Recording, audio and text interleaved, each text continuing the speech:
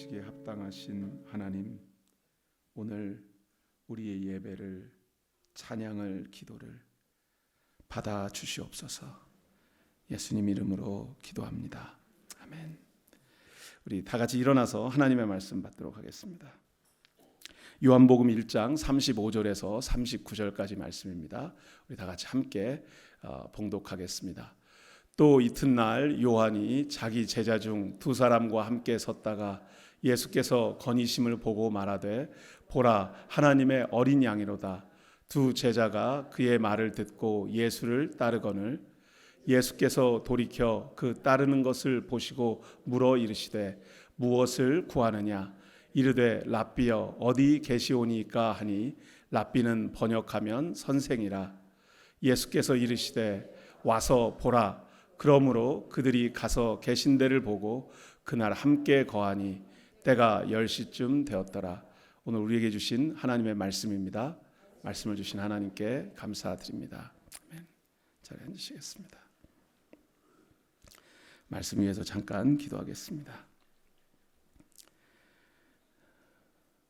진리의 성령께서 우리 가운데 오셔서 하나님의 이 말씀이 우리로 깨달아지게 하옵소서.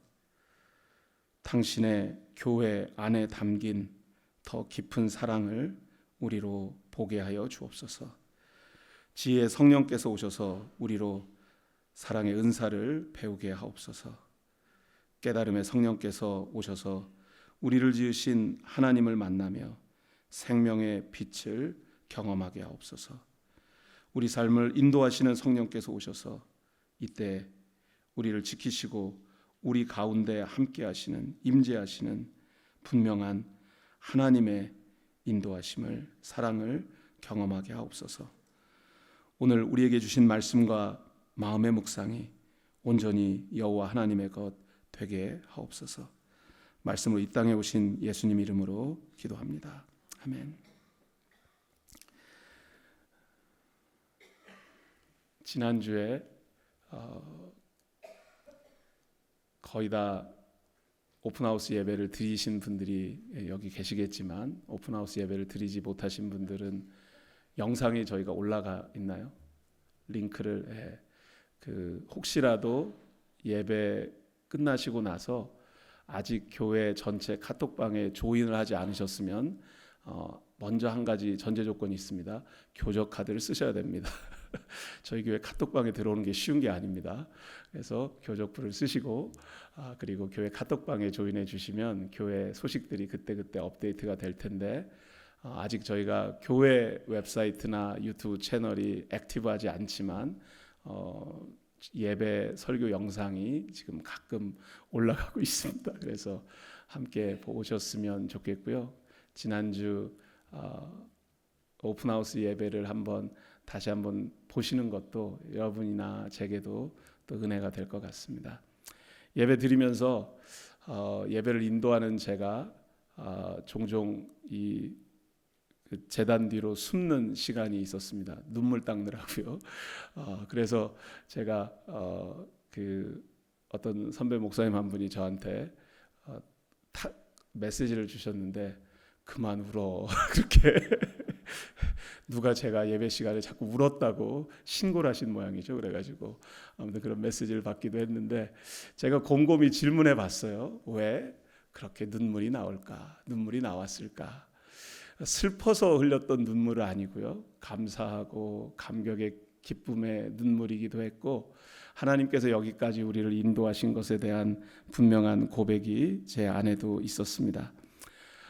예배를 드리고 예배를 준비하는 과정에서 계속 제 안에 맴돌고 있었던 질문은 지난주에 말씀 제목이기도 했고, 우리 오픈하우스 예배 드리면서 당신이 더 행복해졌으면 좋겠습니다 라는 프레이즈를 저희가 광고하는 데도 사용하고 했는데, 당신이 더 행복해졌으면 좋겠습니다 라고 하는 이 문장은 제가 만들어낸 게 아니라, 물론 저의 진심이기도 하고 우리 교회 예배를 준비하신 성도님들의 진심이 담겨있는 고백이면서도 복음의 전함이라는 한국의 미디어 전도 단체에서 전도 캠페인을 할 때 썼던 캐치프레이즈였습니다.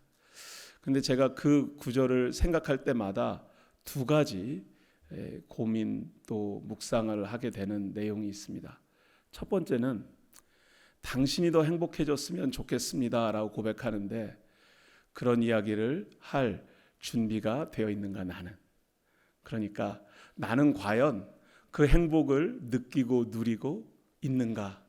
그래서 누군가에게 당신이 더 행복해졌으면 좋겠습니다라고 말할 수 있을까 질문을 하게 되는 거죠. 왜냐하면 당신이 더 행복해졌으면 좋겠습니다는 신문 광고의 문구가 아니고요. 우리 교회 공동체가 우리 교회 바깥에 있는 분들을 향한 분명한 사랑의 고백인데 내가 행복하지 않으면 어떻게 다른 사람들에게 당신이 더 행복해졌으면 좋겠습니다라고 말할 수 있겠어요? 내가 행복하지 않은데 내가 행복을 누리지 못하는데 당신이 더 행복해졌으면 좋겠습니다라고 말하는 것은 거짓말이고 사기일 거라는 생각을 하게 된 겁니다. 그래서 자꾸 저 스스로에게 지난주에도 제가 이렇게 질문하면서 시작했거든요. 나는 언제 행복했었나? 라는 질문을. 그런데 주일 아침에 제가 그렇게 메시지를 시작을 했었잖아요. 내가 언제 행복했었나? 그런데 하루가 다 지나고 이제 오픈하우스 예배가 끝나고 나서 제 안에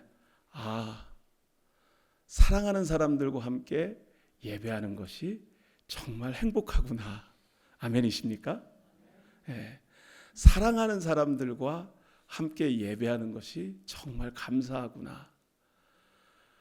그분들 얼굴을 대하는 것이 그분들이 함께 와서 예배 드릴 수 있게 된 것이 여러분들이 함께 물론 지난주에 예배를 여기서 못 드리신 분들이 갑자기 눈에 띄어가지고 너무 송구한데 아무튼 그런 분들을 생각할 때마다 정말 감사합니다라고 고백하게 되면서 한편으로 제가 더 행복하게 살기로 결심했습니다.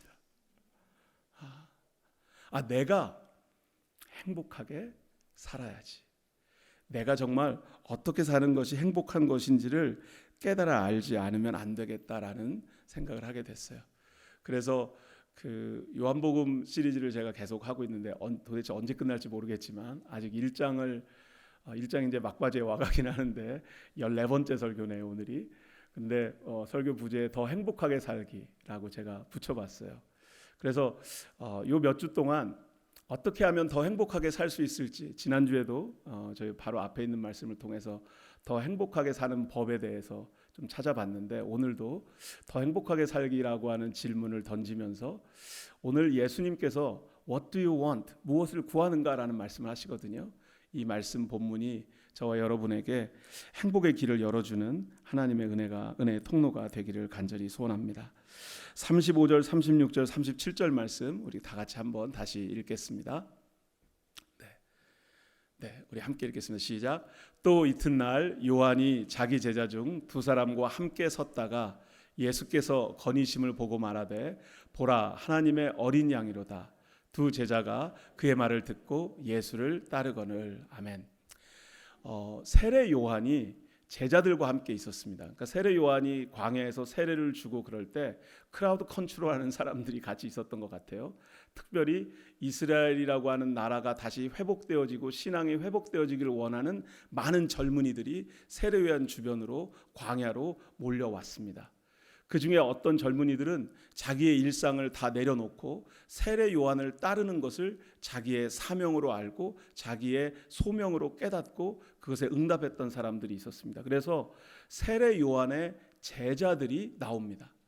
오늘 본문에서 세례 요한의 제자가 누구인지 바로 설명되지 않지만 다음 주 말씀에서는 이 중에 한 사람이 최소한 베드로의 동생이었던 안드레라고 하는 이름이 등장하고 또 다른 이름이 등장하지 않는 사람은 많은 학자들은 오늘 요한복음을 기록한 사도 요한이 또 한 명의 제자였을 거라고 생각합니다. 그러니까 오늘 35절의 두 사람은 아마도 요한복음을 기록한 사도 요한과 안드레일 거라고 생각하는 거죠. 근데 이 사람들이 세례 요한과 함께 서 있었어요. 그러니까 그 이튿날이라고 되어 있으니까요. 이튿날은 예수님께서 세례 받으신 지난주의 말씀은 예수님께서 세례 받으실 때 성령이 하늘에서 비둘기같이 임재하시는 장면을 보고 세례 요한이 하나님의 아들, 세상 죄를 지고 가는 어린 양, 하나님의 어린 양이라고 고백했던 내용이 잠겨 있었고요. 오늘 본문에서는 그 다음 날 두 제자들과 함께 서 있던 세례 요한이 함께 서 있다가 예수님을 발견한 거예요. 그러니까 광야에서 조금 거리가 좀 멀찍이 떨어져 있었을 거예요. 그리고 아마 세례 요한이 메시지를 전하고 있거나 그러지 않았을 거예요. 예수님이 왜 그날 그 자리에서 걸어 다니셨는지 우리는 이유를 잘 모릅니다. 그리고 예수님이 어디서 오셨는지 어디로 가는지도 모릅니다. 다만 광야에 세례 요한이 사역하던 곳에 예수님이 지나가시는 걸 보고 뭐라고 얘기하냐면 보라, 이 영어로는 behold라고 표현하는데 pay attention 뭐 이런 거예요. 그러니까 근데 한국말로 보라라고 하는 의미가 훨씬 더 저는 정확하게 메시지가 전달되는 것 같아요. 예수님이 딱 지나가니까 저분을 봐라라고 세례 요한이 얘기하는 거예요. 왜 세례 요한은 예수님을 향해서 보라라고 이야기했을까요? 하나님의 어린 양이다라고 이야기하는 것은 유월절의 어린 양, 자신의 피값으로 사람들의 죄를 사하고 생명을 구하는 그런 분이시다, 하나님의 어린 양이다 라고 얘기하는데, 그 얘기를 듣고 나서 두 제자가 그의 말을 듣고 예수를 바로 따라갑니다. 제가 이 세례 요한의 이야기를 생각하면서 행복하게 사는 길 첫 번째는요, 떠나 보내는 것이라고 생각했어요.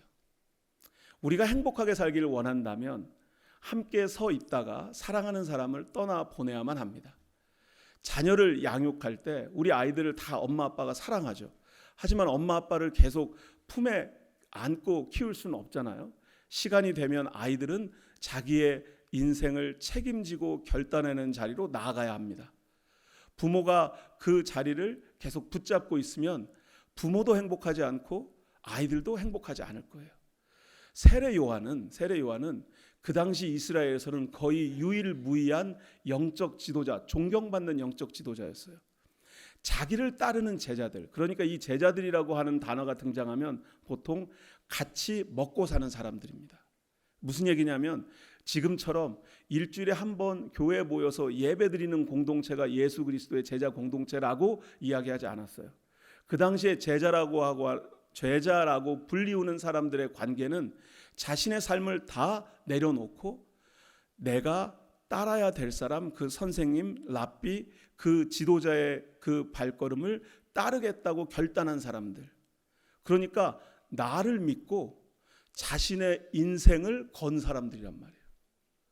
그 사람들을 세례 요한이 보라, behold the Lamb of God, 하나님의 양을 보라 라고 얘기했더니 제자들이 떠나갔다는 거예요.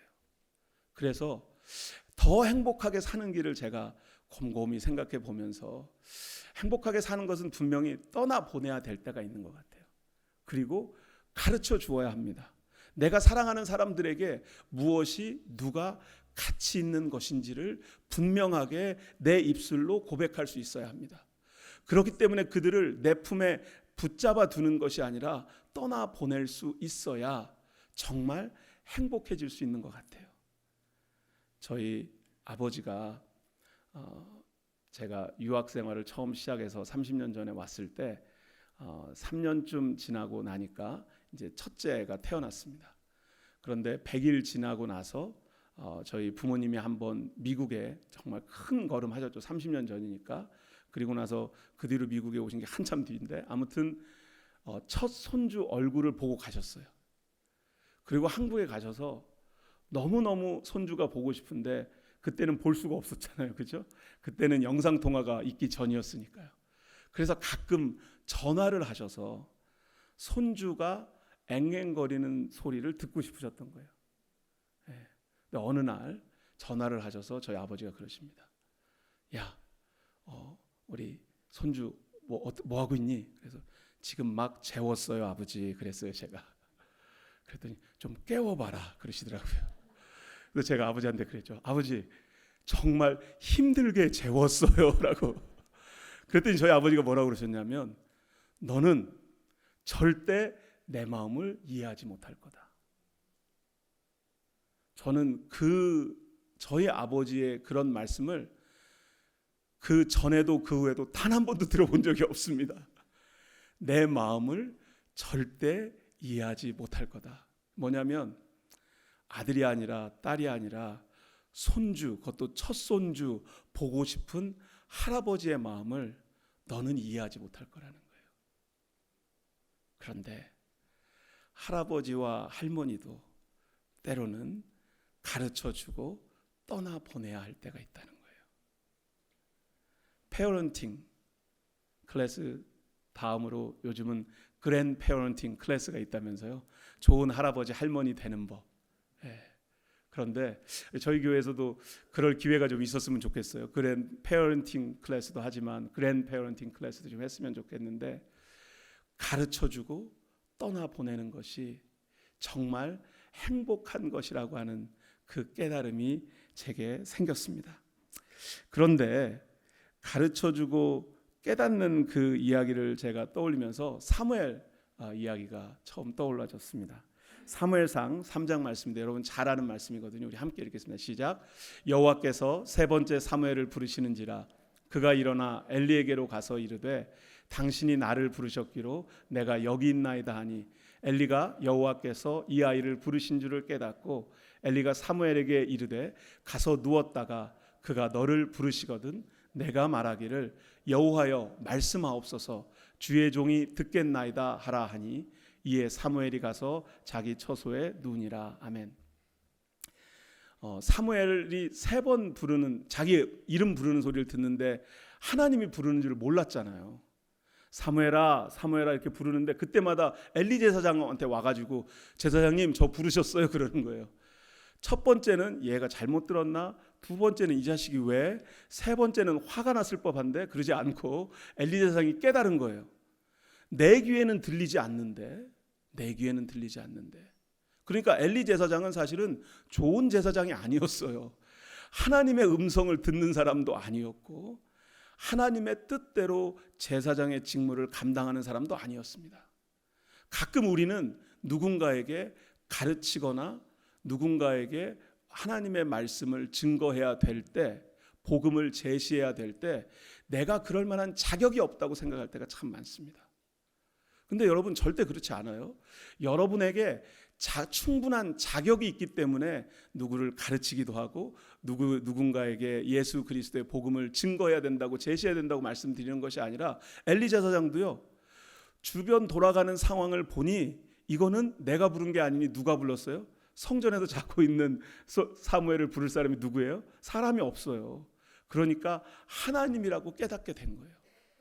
내가 듣지 못해도 깨달을 때가 있습니다. 이것을 인생의 지혜라고 얘기하죠. 그냥 나이를 먹은 게 아니라 인생의 지혜가 있는 어른들이 되어야 합니다. 이 시대는 어른이 없는 시대입니다. 집안에도요, 어른이 없어요. 정말 어른스럽게 가르쳐주고 떠나보내는 어른들이 별로 없어요. 이 시대의 교회에 어른다운 교회가 없습니다. 어른 역할을 하는 교회가 없어요.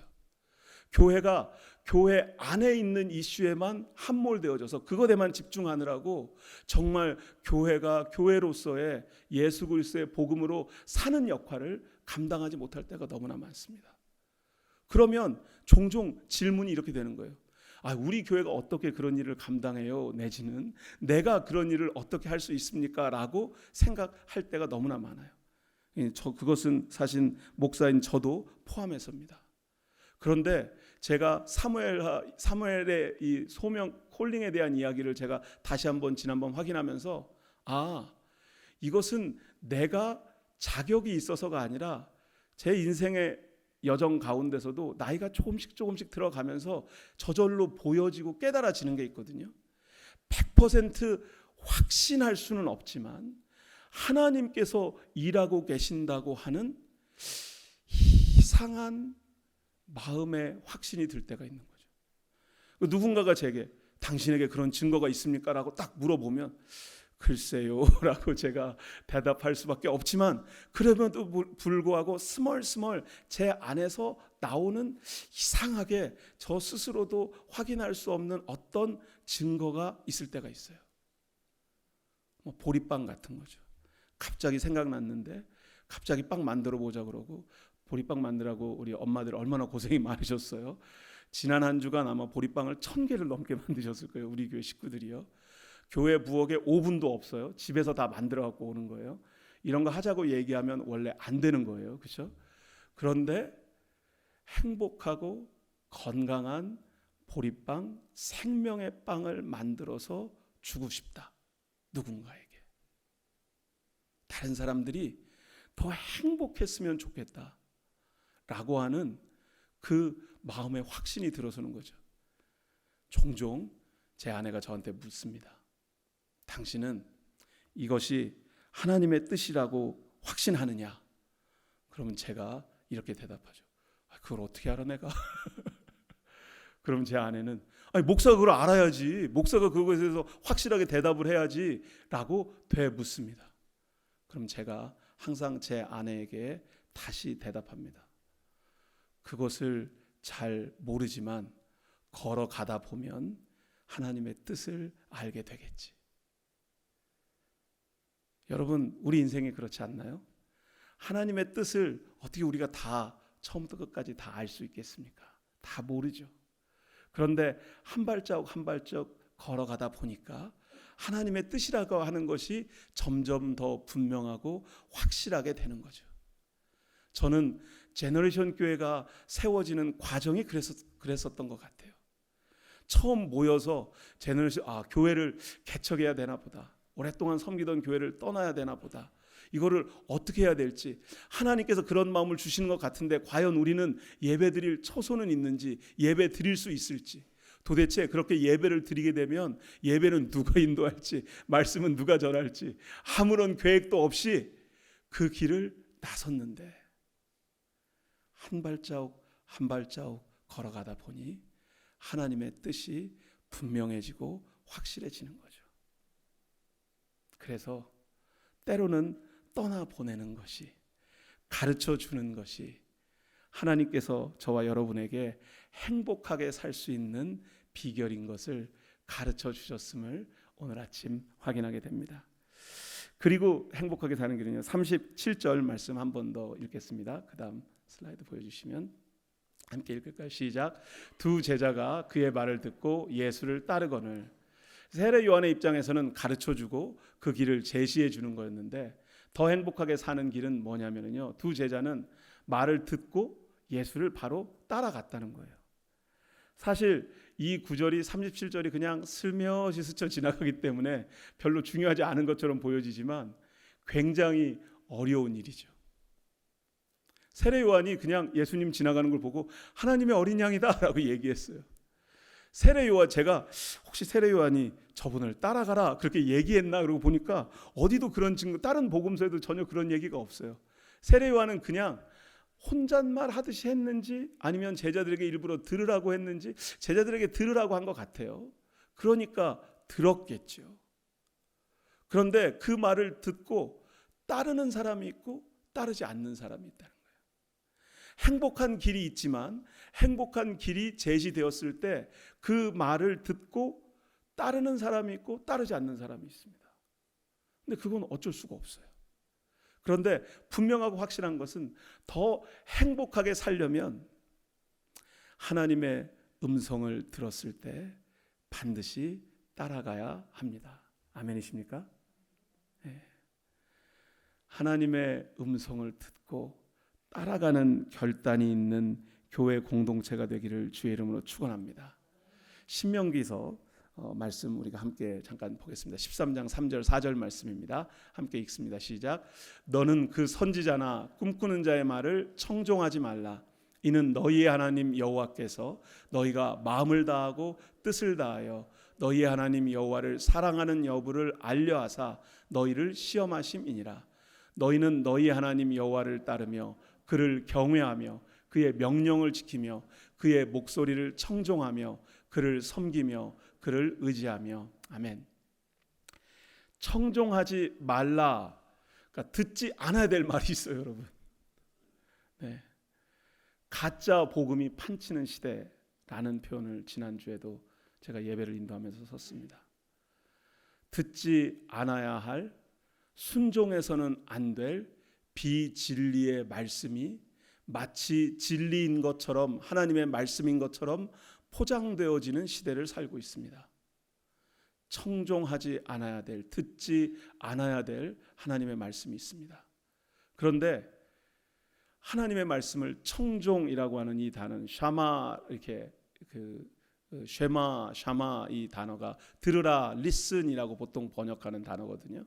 근데 이 단어가 한국말로 번역되어지는 이 청종이라는 단어가 정확한 그 의미를, 히브리어 의미를 담고 있습니다. 그냥 listen이라고 하는 단어에는 obey라고 하는 뉘앙스가 담겨 있지 않거든요. 그냥 듣는다라고만 들려지잖아요. 그런데 한국말 이 번역이 기가 막히지 않습니까? 들을 청, 순종하는 종자예요. 그죠? 그러니까 듣는다라고 하는 이야기는 항상 특별히 하나님의 말씀을 들을 때는 순종의 뉘앙스가 그 안에 담겨져 있는 거예요.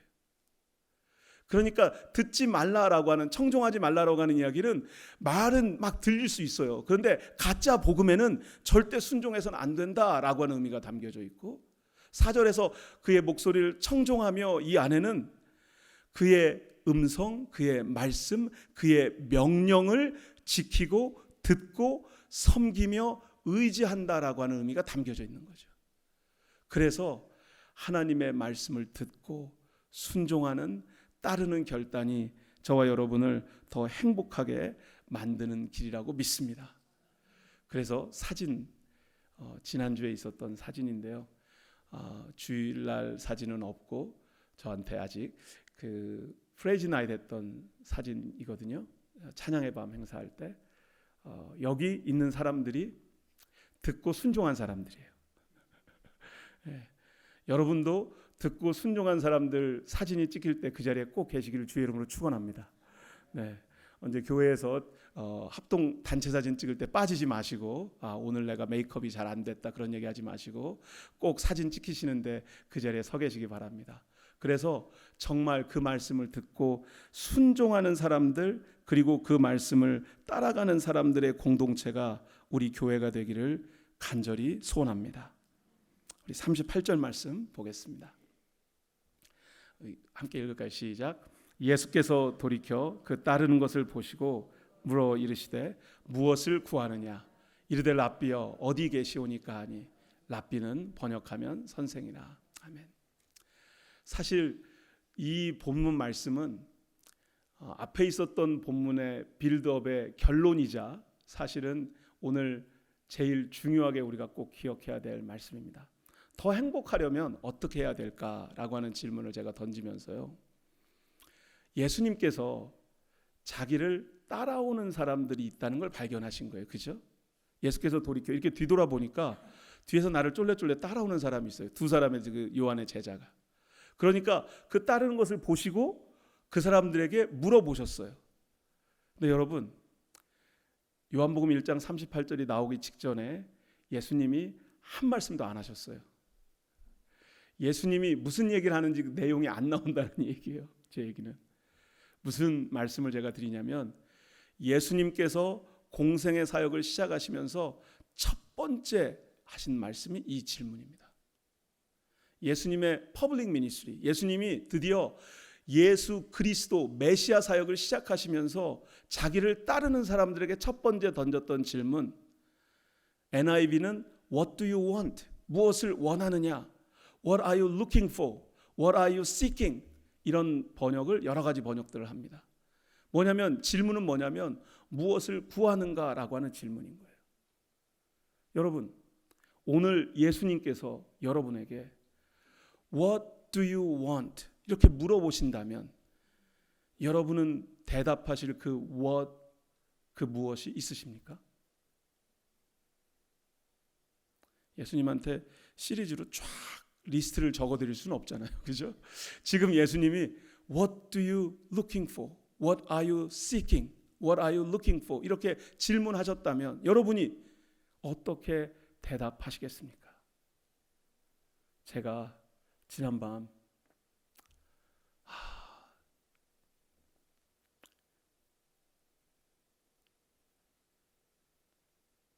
제가 성경 말씀에서 동의가 잘 되지 않거나 목사지만 이렇게 참 순종하기 힘들겠다라고 떠올리는 구절들이 많이 있습니다.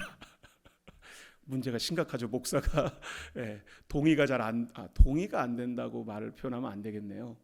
동의는 되는데 순종하기 힘들어서 이 구절이 성경에서 없었으면 하는 구절들이 다수 등장합니다. 그 중에 대표적인 게 원수를 사랑하라였고요. 이웃도 사랑하고 형제도 사랑하고 얼마나 좋은 말씀들이 많이 있습니까? 그런데 굳이 원수를 사랑하라가 왜 거기에 들어갈지. 그런데 원수를 사랑하라고 하는 그 말씀은 제가 목회 소명의 길에 들으면서 제가 용서하지 못하던 관계를 해결하기 위해서 사실 그 말씀이 하나님께서 제게 주신 음성이었는데, 그 뒤로 목회를 하면 할수록 계속 제가 이건 너무합니다 하나님, 그렇게 만나는 구절이 있어요. 창세기에서 하나님께서 아브라함에게 아들 이삭을 제물로 드리라고 명령하십니다. 프레지 나이 때 말씀을 전하셨던 목사님이 그 본문 말씀을 택하셔서 말씀을 전하셨어요. 그러면서 아들을 어떻게 제물로 드릴 수 있느냐. 저는 그 구절을 읽을 때마다 하나님 감사합니다. 제게 이런 명령을 주지 않으셔서 이렇게 제가 그냥 항상 그렇게 생각하고 그냥 쓱 지나가죠. 깊이 고민하면 고민할수록 하나님께서 아들을 드리시라고 할까봐, 아니면 아들처럼 소중한 무엇인가를 드리라고 할까봐 그 구절을 만날 때마다 여기는 깊이 묵상할 곳이 아니야 이렇게 생각할 때가 종종 있어요. 그런데 그 무엇을 구하는가에 아브라함은 믿음이 있었다는 거예요. 하나님께서 백세에 주신 이 아들을 통해 나의 후손이, 자손들이 밤하늘의 별처럼 바닷가의 모래처럼 많게 하시겠다고 하나님이 약속하셨잖아요. 그 말씀을 믿었단 말이에요, 아브라함이.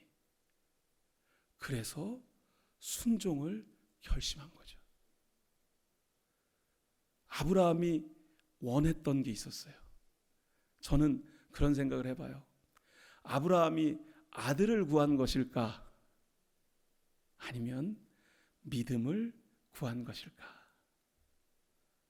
아브라함의 그 기도는, 아브라함이 하나님께 간절히 하나님, 이 아들을 이삭을 하나님의 제단 위에 올려드립니다. 그런데 제물을 죽여야 제물로 드릴 수 있잖아요. 아버지가 아들을 산 제물로 드리는 건 말도 안 되는 거죠. 제가 그런 질문을 하고 있었는데 갑자기 이 구절이 떠오른 거예요.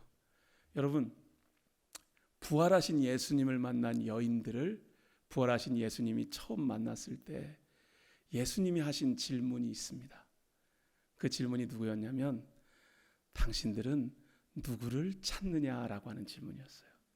Whom are you seeking? 이런 질문을 요한복음 20장 15절에서 합니다. 예수님이 처음 제자들을 부를 때 What are you seeking? 무엇을 찾느냐라고 물으셨는데, 부활하신 예수님께서 그 예수님을 따르던 제자들에게는 Whom are you seeking? 누구를 찾고 있느냐라고 질문하는 거죠. 저는 오늘 우리가 정말 행복하게 살기 위해서는 내가 무엇을 구하는지도 분명히 알아야 되겠고요. 내가 구하는 사람이 누구인지도 깨달아 알아야 할 것 같습니다. 정말 더 행복하게 살려면 내가 꼭 지키고 싶은 사람, 그 한 사람이 있지 않습니까? 농담이 아니고요. 저는 아빠들은 도저히 이해하지 못하는 엄마의 특별한 사랑이 있다고 저는 믿거든요. 아빠들은 줄 수 없는, 아빠들은 설명할 수 없는 그 사랑. 그 엄마들은 자녀들을 사랑하는 걸 사실은 자기의 생명보다 더 소중하게 생각하실 거예요. 내가 죽더라도 우리 아들이 딸이 살 수만 있다면 이라고 생각하시는 분들이 아빠는 종종 아닐 수 있어요. 죄송합니다, 아빠들에게. 아빠들은 아빠들은 계산을 잘해요. 계산을. 그래서 합리적으로 타산하고 수지 타산을 맞춰보는 경향이 있는데 엄마들은 계산을 잘 안 해요. 누군가를 사랑할 때. 그런데 저는 교회가 그런 공동체가 되어야 한다고 믿습니다.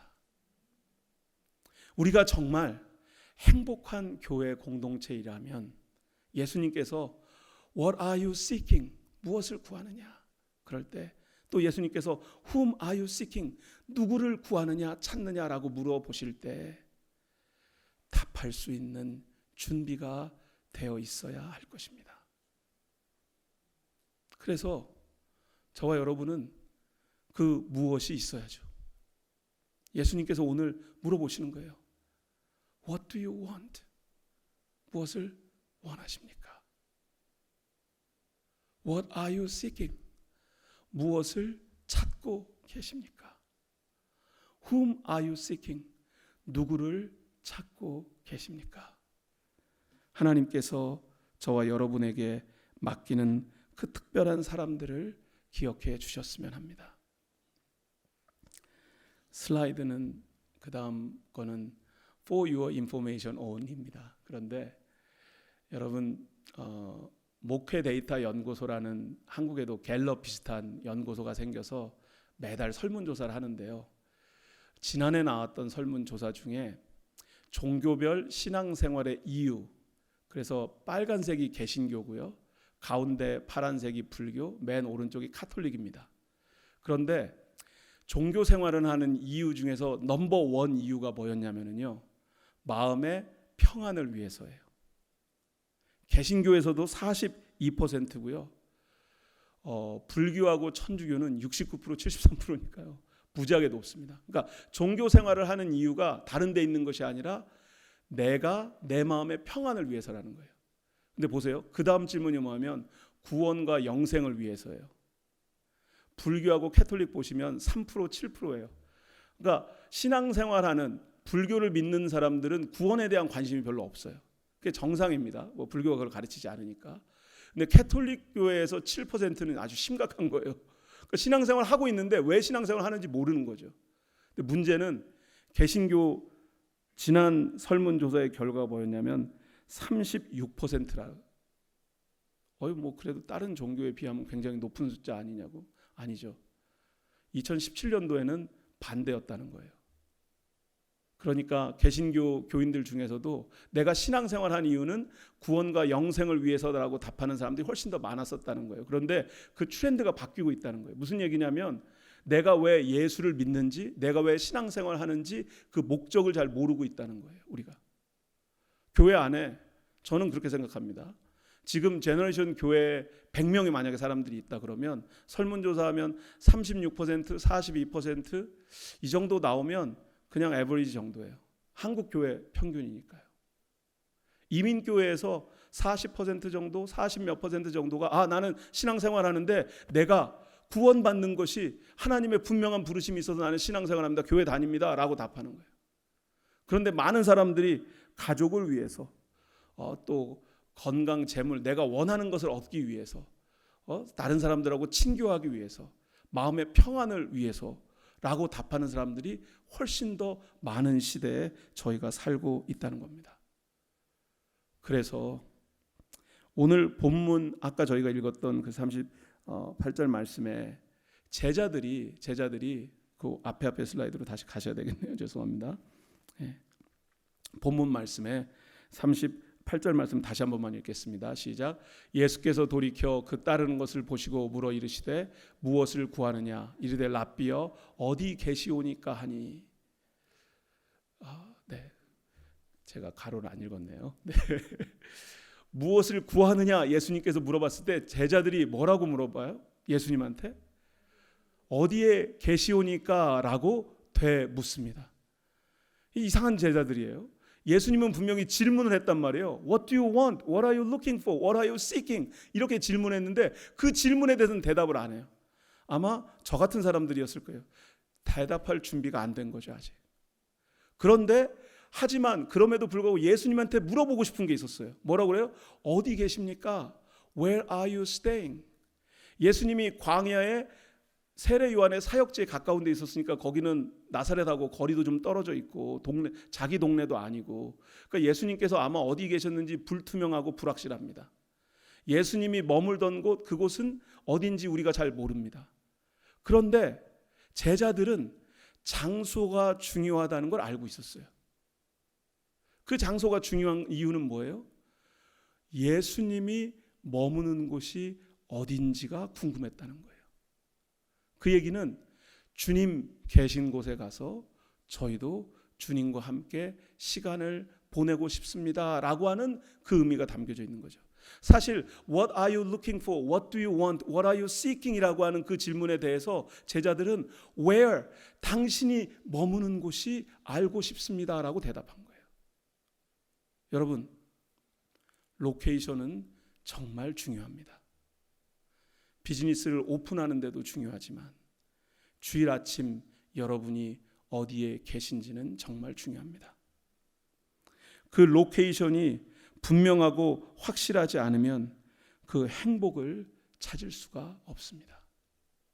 저는 우리가 행복하게 살기 위해서 우리가 어디에 가야 하는지, 어디에 머물러야 하는지를 분명하게 분별할 수 있는 그 하나님의 초대 음성을 오늘 우리가 들을 수 있기를 원합니다. 오늘 본문의 맨 마지막 말씀은 39절 말씀입니다. 함께 읽습니다. 예수께서 이르시되 와서 보라.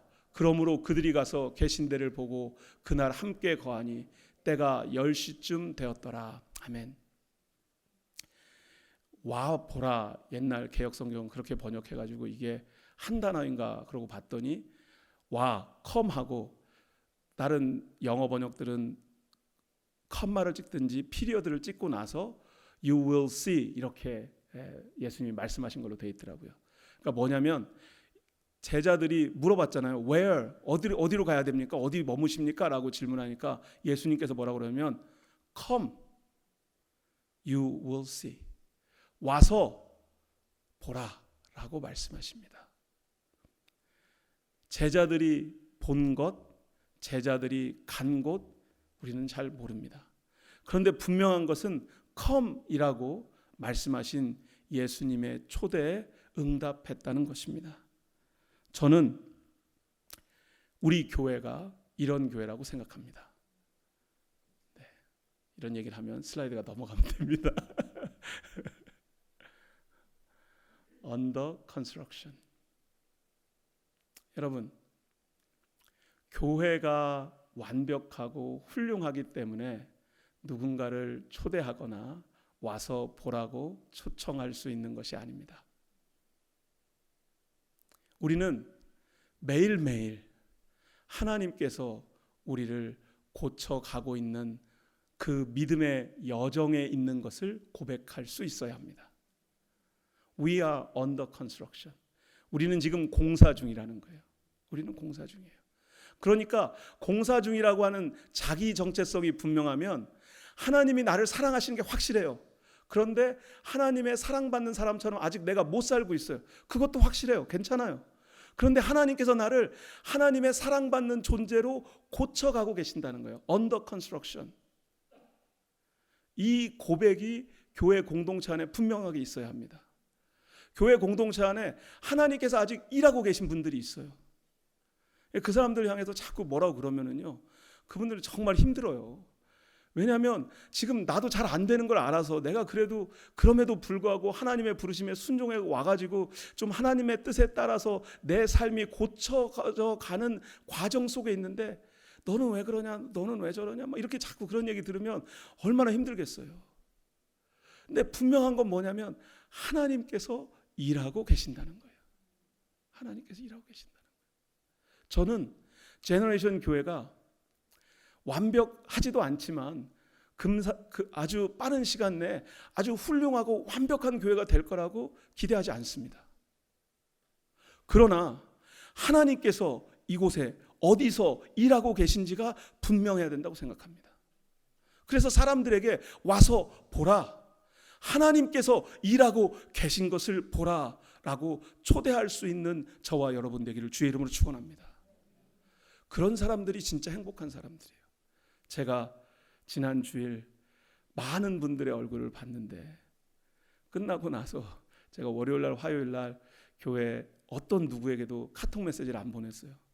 너무 힘드신 것 같아서 한 이틀 정도는 잘 쉬시라고 제가 뭐 연락할 일이 있어도 연락도 안 하고 제가 그냥 가만히 있었거든요. 그런데 정말 힘드셨던 모양이에요. 금요일, 토요일, 주일, 아무튼 월화수목금토 계속 열심히 일하신 분들은 정말 오픈하우스 예배 끝나고 나서 몸살도 걸리시고 감기 기운 있으신 분들, 애드빌 드시고 드셨다는 분들도 있고, 아무튼 참 몸이 많이 피곤하셨던 것 같아요.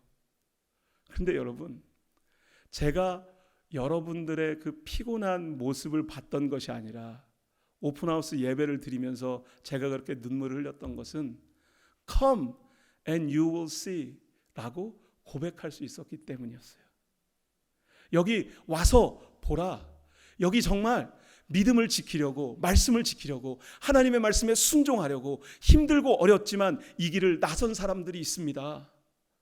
여기 있는 사람들이 완벽하거나 훌륭하거나 인격적으로 다 열매를 맺고 있는, 성령의 열매를 다 맺고 있는 사람들은 아닐 수 있겠지만 하나님께서 일하고 계신다는 분명한 증거가 우리 가운데 있습니다라는 고백을 할 수 있게 되었다는 거예요. 저는 저와 여러분이 행복하게 누군가를 초대할 수 있기를 바랍니다. 그래서 제가 지난주에 보리빵 만드신 엄마들에게 미안해서 보리빵을 나중에 또 만들자는 얘기를 못했어요.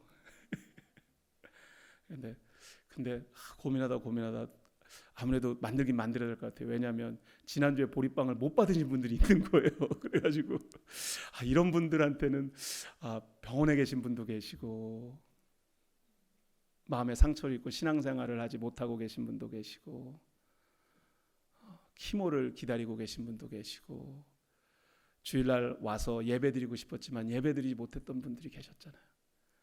그분들한테는 그 행복한 그 보리빵을 나눠드려야 되지 않을까. 그래가지고 아무튼 시간이 되시면 박현 집사님한테 꼭 말씀해 주시기 바랍니다.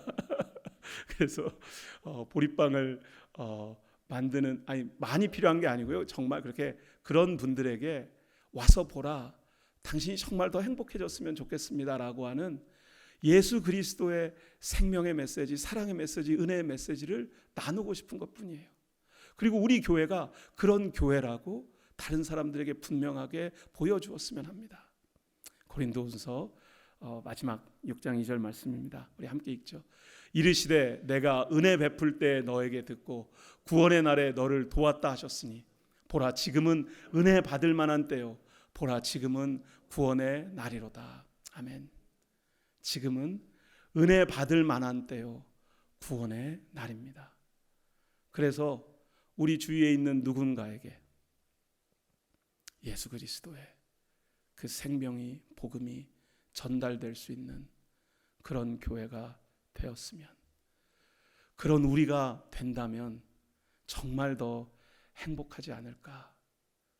오늘 함께 말씀을 통해 행복해지는 길을 찾아보았습니다. 기도하겠습니다. 하나님,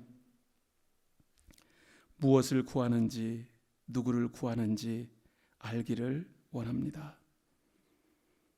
우리가 어디에 모여서 예배 드리는지, 이 장소가, 신앙의 공동체가 얼마나 중요한지 다시 한번 고백합니다. 예수님께서 제자들에게 Come, 와서 보라, and you will see 말씀하셨던 것처럼 우리도 우리 안에 예수님을 만난 이 기쁨과 감사와 행복을 우리 주위에 예수 그리스도의 복음이 너무나 절실하고 꼭 필요한 이들에게 전할 수 있는 신앙 공동체가 되게 하여 주옵소서. 예수님 이름으로 기도합니다. 아멘.